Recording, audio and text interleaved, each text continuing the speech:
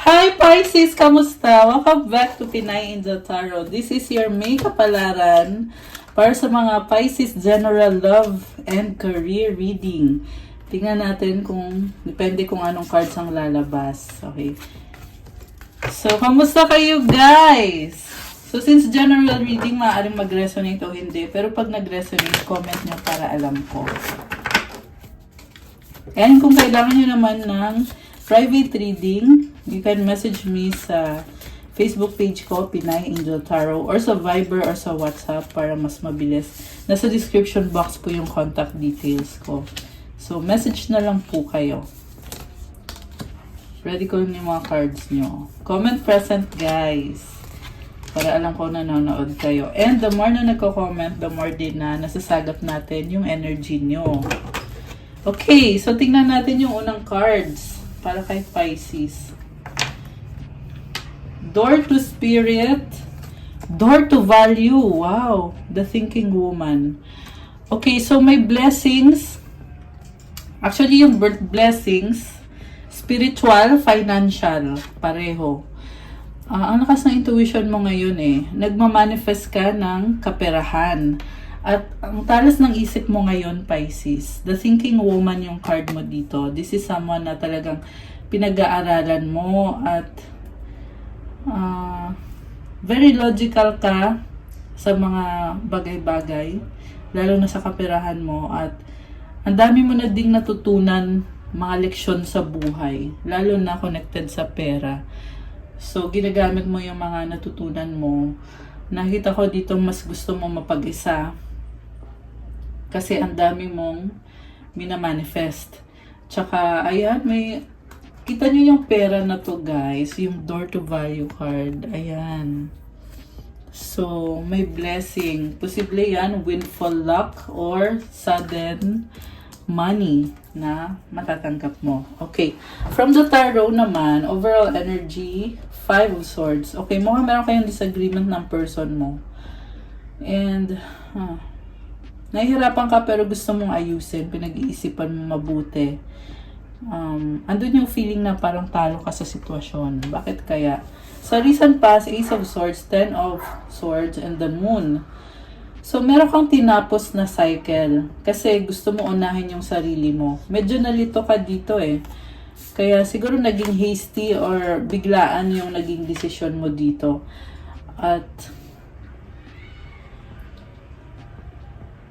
sa nakita ko guys, malaking desisyon yung ginawa mo dito. Kita mo yung sword na yan. Meron kang meron kang tinapos. Kasi gusto mo ipaglaban yung sarili mo. Pero ikaw din naman ang nahirapan sa mga nangyari. Okay, ano kaya to? Connected sa person mo na nagkaroon kayo ng disagreement ng taong yan. Sa current energies mo, 9 of Wands, the Magician, and the 6 of Cups. So, binlock mo siya, pero ngayon, bakit parang namimiss mo siya, naaalala mo yung memories nyo, naaalala mo siya. 6 of Cups, malambot ang puso mo talaga. So, nagkikare ka pa rin sa taong yan. Parang nakita ko sa'yo, ang dami mong frustration sa taong yan. Ilang beses mo tinry, ilang beses mo sinubukan na ayusin. Pero, hindi pabor sa'yo Nakita ko din dito, parang gusto mo i-manipula yung sitwasyon. Parang gusto mo i-manipulate. Pero ngayon, nalilito ka kasi nga, gusto mo naman bumalik. May possibility na mag-usap kayo or magkita kayo. Yung iba sa inyo guys, parang childhood sweetheart mo siguro or may memories kayo nung mas bata kayo na bumabalik. Nangangarap ka dito na sana mag-reconcile kayo or maging okay ulit. Sa near future, 9 of Swords, the Empress, and the 2 of Wands. So, hindi pa rin maalis sa isip mo kasi parang hanging ka dito. Hinihintay mo siya and mahal mo pa rin tong taong to. Sa totoo lang, in love ka nga sa kanya Oh my gosh! Nakakaloka, in love si Pisces. So, ang sinasabi dito guys, decision mo kung anong gusto mo mangyari sa inyo. Kasi ikaw yung Empress dito Si Empress kasi, siya yung may alam talaga. Siya din yung gagawa ng paraan. At this is also fertility and growth din yan. So, ito lang yung problem dito kasi napapa-overthink ka. So, yung iba nagkakaroon na ng anxiety. Kita mo yung parang sad face dito. Ayan. So, medyo malungkot, no? Pero, maswerte ka pa rin. Parte ng buhay mo yung taong yan. Ang nafe-feel ko dito, babalik pa rin yan sa'yo. Mukhang ikaw nga yung ayaw sa kanya eh. Siya, andyan lang siya. And, lumabas din dito na kaya mong gawa ng paraan pero mas pinipili mong pag-aralan muna, hindi ka muna gumagalaw. Kung may gagawin ka man, patago, hindi mo sinasabi. Parang gusto mo sarilinin or sa'yo na lang kung ano yung effort na ginagawa mo. Okay, so i-clarify natin. Bakit? Bakit? Kasi parang feeling mo talo ka eh. Bakit kaya? The Hermit, the Judgment card, the Star. Wow! So, meron kang pinag-aaralan tungkol sa malaking pagbabago. Wow, guys. Meron kang the Star dito. The Sun sa bottom of the deck. Oh my gosh! So, happiness. Alam mo, blessing to. Ayan. Talagang nakita ko, inuuna mo pa rin yung sarili mo kasi andito yung Hermit. Wow. Kita mo tong cards na to, oh. Ang ganda. Malaking pagbabago. And dito yung wish granted mo, itong the Star. Parang ginagawa mo lang yung happiness mo. Or kung ano yung nagpapasaya sa'yo, yun yung ginagawa mo. Ni-enjoy mo yung life mo. Meron ka atang pinag-aaralan eh. Ayan. So, may nakita din akong new beginning para sa'yo, the Sun. Pero, may problema. Andito din yung Three of Swords and the Ten of Wands. Yung iba sa inyo magbabalik aral kayo or babalik sa school. Ayan. And masaya, excited. So, yung iba naman, not necessarily sa school, pero again, yung beginning to, mukhang connected sa finances mo. Ayan. Career, Nine of Pentacles. Kayang-kaya mo sarili mo at nag-excel ka. Ayan. Very practical. Although, nakafocus ka talaga sa trabaho, kaya nauubos din yung oras mo. No? Nauubos din yung oras mo. Sobrang busy. Okay. So, ito naman, Sun card and the Three of Swords. Ayan, very exciting and masaya. May mga problema, maayos mo naman yun, temporary lang yung problema. Kasi, ito yung bigger picture eh, itong Sun card, which is positive, happy, very unique. Kita mo may unicorn? Very unique ka kasi. And then, ayun, temporary lang yung problem. So, nothing to worry naman. Malalampasan mo naman. Oo, mabigat, burden ka na. Ang advice lang sa'yo dito, huwag masyadong magmadali. Kasi parang gusto mo akuin lahat. Parang gusto mo mabilis, agad-agad. Alam mo yon, nagmamadali ka. So, one step at a time, yan yung advice para sa'yo. May opportunity kasi. So, parang naisip mo, kailangan matapos ko na to kasi baka masayang yung opportunity. Parang ganon. Okay, so kalma lang. Makukuha mo naman din yan. Kung para sa'yo, talagang makukuha mo yan. Diba? Hindi yan mawawala. Andyan lang yan. Seven of Wands, Eight of Cups, and the Death card. So, may kadikang person na ayaw mo siyang kausapin sa ngayon. Nakatalikod ka dito kasi gusto mong baguhin yung sitwasyon. At dito yung Death card. Hindi madali to. Malaking pagsubok. Pero bakit meron pa rin kayong partnership? Three of Pentacles and the Wheel of Fortune. Oh my gosh. Wow, ang ganda ng cards mo. Oh. Wheel of Fortune, Queen of Wands, and the Lovers. Alam mo guys, sa totoo lang, ang lalim na ng connection na to. Pero bakit tumalikod ka? The Lovers, Six of Wands. Okay, so nagkaroon na kayo ng commitment ng taong to eh. Pinili mo nga siya eh. Ayan, nagkaroon ng success and May blessing din, no? From the heavens. Mukhang may recognition din. So, maraming nakakaalam about sa inyo ng taong yan. Pero ngayon, parang moody ka ngayon eh. Nakikita ko dito, iniisip mo na gusto mo mag-isa. Gusto mong mag-enjoy kung ano yung ikakasaya mo talaga na yung sayo talaga. Kasi I feel like go with the flow ka eh. Go with the flow ka sa taong yan. Kaya parang nagsawa. Parang nagsawa na. Kaya naisip mo, ako naman, sarili ko naman yung uunahin ko. Pero guys, very stable ng connection na to. Kasi andito yung Queen of Wands, tsaka yung Three of Pentacles. Oh wow, may Wheel of Fortune ka pa. Oo, sinabi ko na nga to. There is expansion and growth. Ayan, kaya hindi ko maintindihan kung bakit parang pabago-bago ng isip si Pisces. Kasi okay naman eh. Ayan, yan lang yung masasabi ko. Parang sa loob-loob mo, alam mong okay lahat. Pero, yung ginagawa mo, kabaliktaran. No, bakit ganun, guys? Comment nyo nga. The World, Eight of Pentacles, Eight of Wands, and the Queen of Pentacles. Oh my gosh. So, malaking pagbabago, ang daming ganap. Wow. Alam mo, ang ganda ng cards na to. So, possible na magta-travel ka. Ayan, world, traveling international. Ito, travel din tong Eight of Wands, Queen of Pentacles. Gagawan mo ng paraan para makaalis ka or makapag-travel ka. Kasi kayang-kaya mo. Ang lakas ng confidence mo. Also, financially, yun, kaya mo namang gawa ng paraan. Very practical ka din. Okay. So, nasaan naman ngayon yung person mo? Anong feelings ng person ni Pisces? Tingnan natin. Oh, ayan, malungkot. Malungkot yung person. Okay, so 5 of Pentacles, 7 of Swords, the Strength card, 7 of Cups, and the 10 of Cups sa bottom of the deck. So, alam mo, parang family na kayo. Ikaw yung happiness niya talaga. Parang maswerte siya sa'yo. Ganun yung feeling niya. Pero, bakit malungkot? Oh, okay. 50-50. Natatakot din siya eh. Natatakot siya na baka mawala ka, baka hindi mag-workout.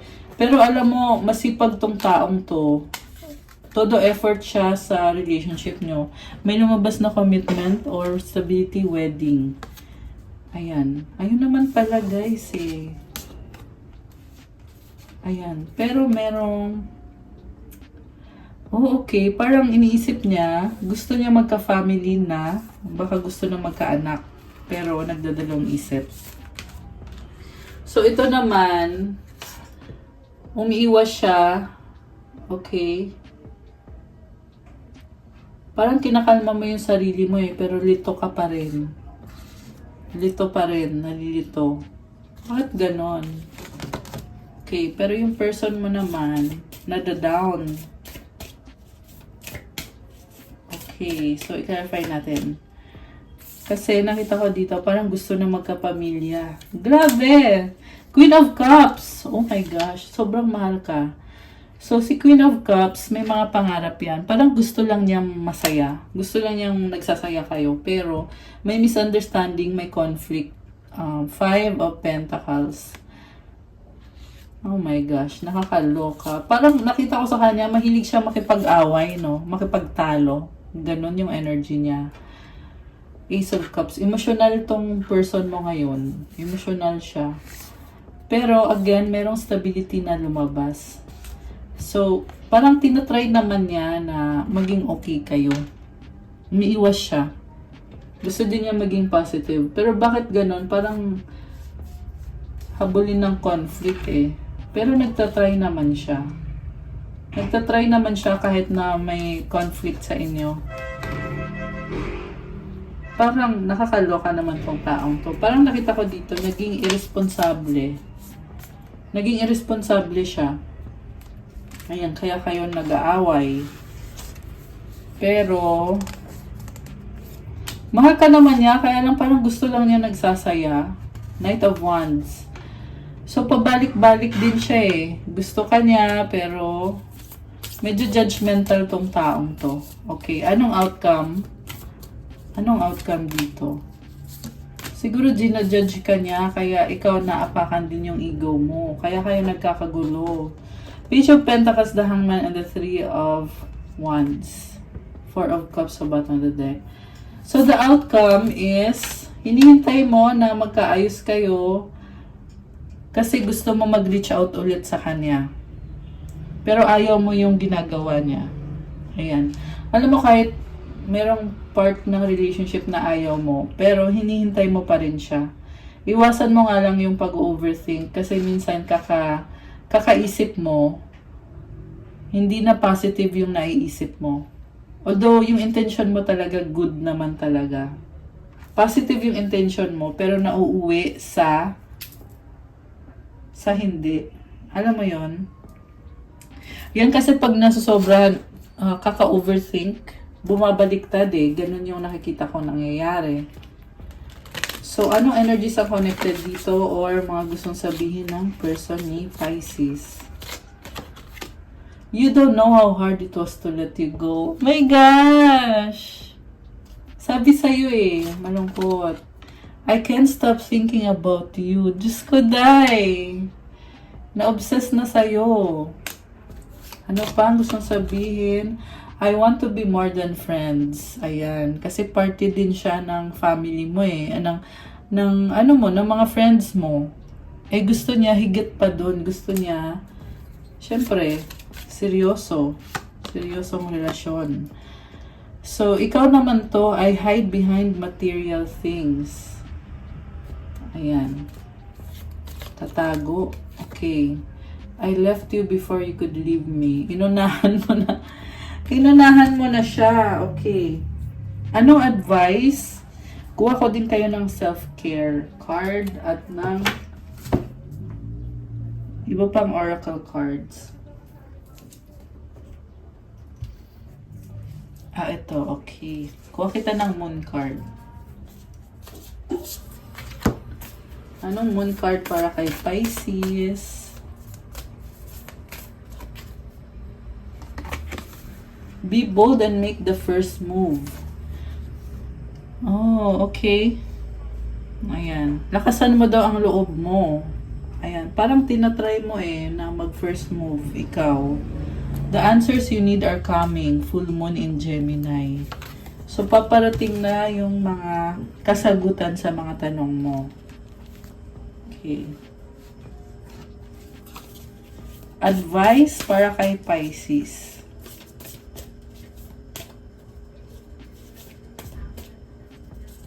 Tsaka yung self-care. Anong self-care para kay Pisces?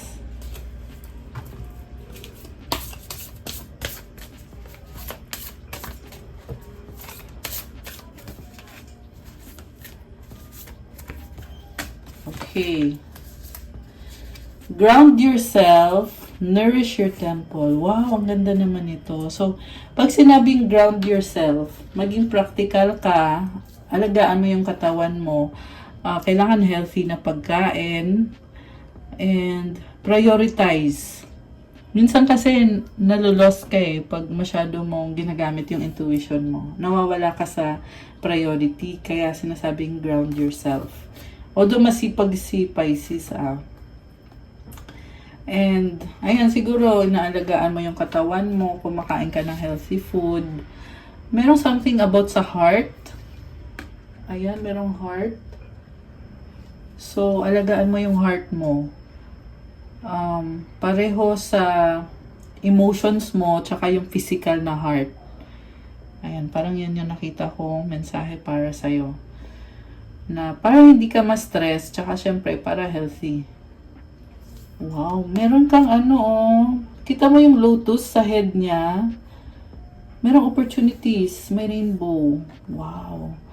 Yung lotus symbolizes wisdom and growth amidst the discomfort. Or, alam mo yung may mga problema dumadating, pero nagkakaroon ng lessons. Natututo ka dahil sa mga problemang dumadating. And nagkakaroon ka din ng opportunities. Wow, very nice. I love it. Ayan. Yung self-care card mo is, yung advice card pala. Service. You stop using the universe to try to get what you want and start asking love to use you. You offer all and want to be of service. Ironically, many desires become fulfilled without grasping or manipulation. So, i-offer mo daw lahat ng tulong na pwede mong ibigay sa kapwa mo, sa universe. Kasi pag ginawa mo yon, nagugulat ka na lang na maraming pangarap mo ay nangyayari or binibigay sa'yo na hindi mo na kailangan ipilit. Kusa na lang ibibigay yan sa'yo. Ayan, blessing yan para sa'yo. Wow, very nice. I love it. Okay, so, ayan, may blessing talaga guys. Kapag tumutulong ka, nagsiserve ka sa ibang tao, binabalik talaga yan ni God sa'yo. Ayan, I love it. Okay guys, that's all I have for you Pisces para sa yung makeup palaran. Thank you for watching. Please like the video. Ayan, i-click nyo na yung like dyan. Comment kung nag-resonate ba or kung ilang percent nag-resonate. Kung 50%, kung 80%, or kahit 10%, i-comment nyo pa rin. And kung kailangan nyo naman ng gabay, pwede kayong mag-avail ng private reading services ko. Message nyo ako sa Facebook page ko, Pinay Angel Tarot, or sa Viber or sa WhatsApp para mas mabilis. Nasa description box po yung contact details ko. And for those na gusto mag-try ng mga crystals, kagaya na nakikita nyo ginagamit ko dito sa aking YouTube channel, meron po tayong mga crystal bracelets nakapost sa Instagram account ko. I-follow nyo din ako doon. Iba-iba at marami po. So, tingnan nyo na lang po kung alin doon yung gusto nyo i-try or yung kailangan nyo. So, okay, that's all for today, Pisces. Thank you so much for watching. Have a good day. God bless you. I'll stay safe. I'll see you again soon. Thank you, guys. Bye!